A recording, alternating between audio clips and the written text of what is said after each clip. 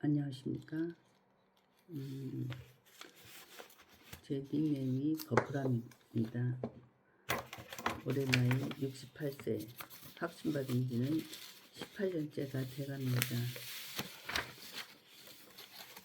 저는 파킨슨병 환자로 18년간을 살아온 한우입니다. 오늘 이 자리에 앉기까지 많은 고민을 하였습니다. 제가 겪은 일을 여러분께 말씀드려야 하는 건지 아니면 조용히 마음속에만 담고 있어야 하는지 많이 망설였습니다. 저는 2025년 제 일생에 있어서 참 특이한 경험을 했습니다. 18년 동안 저는 파킨슨병이라는 참 같이 친구하고 싶지 않은 병과 친구하며 살았습니다. 그런데 작년에 어느 날 갑자기가 아니라 2025년 12월 24일 저희 파킨슨 증상 중에 떨림이 제일 컸는데 그것이 갑자기 뚝 떨어져 나갔습니다. 차츰차츰 적어진 것이 아니라 아주 크게 뚝 떨어져 나가 멈추었습니다. 이 이야기를 꺼내는 것이 조심스러운 것은 이것이 어떤 기적을 주장하거나 특별한 치료법을 소개하려는 것이 아니기 때문입니다. 저는 누구에게 과장된 치료법을 소개해 드리고 싶지도 않고 누군가가 기대를 가지고 있는데 함부로 그 기대를 함부로 흔들고 싶지도 않습니다. 다만 한 환자로서 제가 실제로 겪은 변화를 솔직히 말씀을 나누고 싶었습니다. 이 상황을 우리는 그동안 수많은 치료 방법과 정보 속에서 살아왔습니다.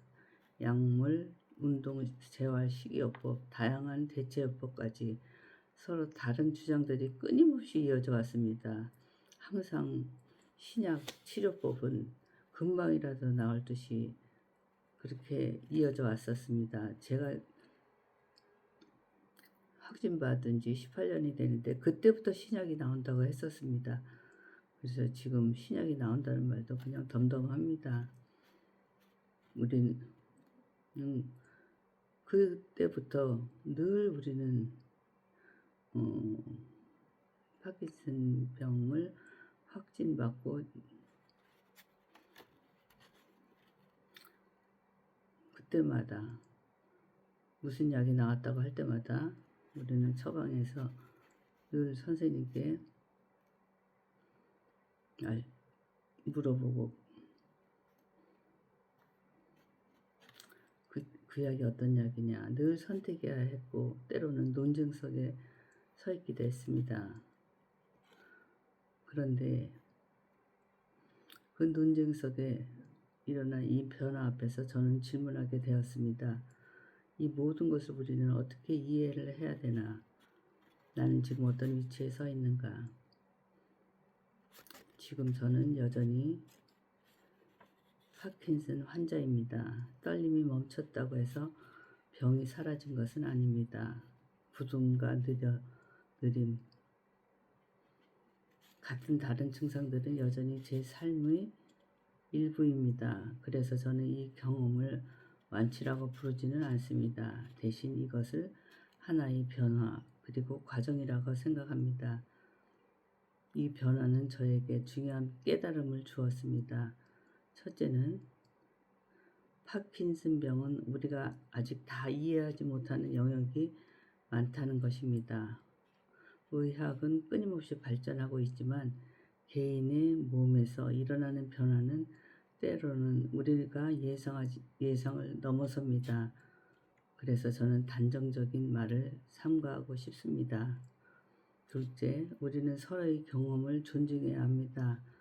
어떤 치료가 누구에게는 도움이 되고 또 다른 사람에게는 그렇지 않을 수 있습니다.